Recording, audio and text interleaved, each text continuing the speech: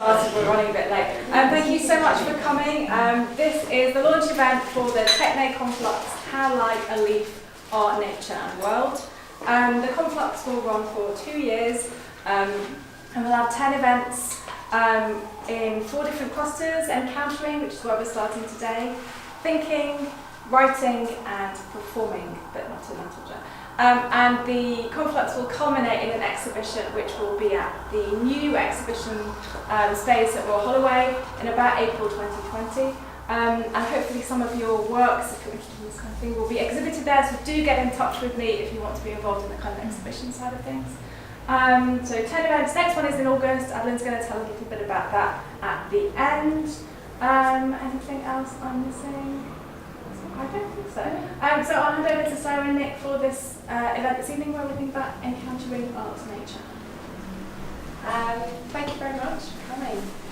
My name is Sarah Upson, I'm Head of Humanities at Kingston, and we have a particular interest in Kingston in the natural world, the environment. We run a module on literature and the environment and a module called Humans and Animals. So this is part of a kind of ongoing dialogue for us about the ways in which our practice as academics, as writers, as researchers connects us to the natural world. And this first event, as Danielle said, is about encountering.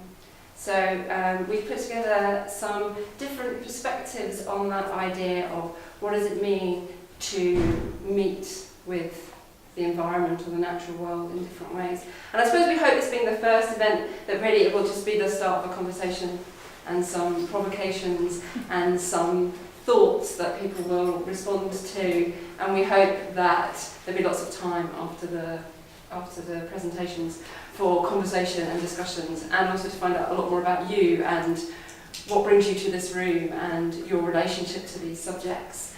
I'm going to hand you over to Nick, who is the chair of the panel. Nick works with me at Kingston, and I asked how he'd like to be described, and he said he has 1 foot in academia and 1 foot in tree climbing. But I think maybe he's one branch in each of these. It was a poor metaphor, of which there may well be many later, but yes. Mainly from me. So thank you very much, Sarah, and welcome. Thank you. We have a really interesting series of panellists tonight. And I'd just like to say that Tim is a good friend and a great teacher, both in the ways of tree climbing. We actually met on a tree climbing course down at Stourhead in Wiltshire many years ago, and climbed there. So in fact, we're climbing yesterday, putting some trail cameras up into one of the trees on the campus of Royal Holloway. We backed off. Tim will talk a little bit more about this, but there was a rather splendid redwood that we set our sights on. Classic example, perhaps, in terms of man's encounter with nature of hubris, as we decided we were going to climb the tallest tree on the Royal Holloway campus. When we had a closer look, Tim pointed out there was a rather nasty snapped branch that would be rather dangerous to climb through, so we decided to lower our expectations a little bit and climb a still rather splendid copper beech. So the trail cameras are up there recording the wildlife in that tree over the next couple of months, which we are hoping to produce a soundscape and a short film, and hopefully that will be stimulus material for you to go away and do wonderful things with, be inspired with, or appalled by.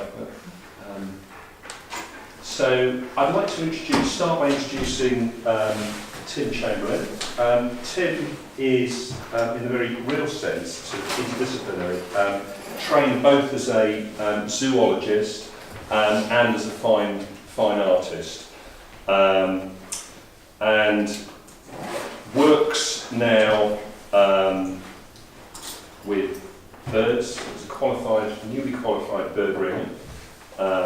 And is now the director of Wild Tree Adventures, which is a recreational tree climbing company. Can I say Scotland's first recreational tree climbing company? Would that be accurate? Am I now a little bit of build up of hyperbole for you?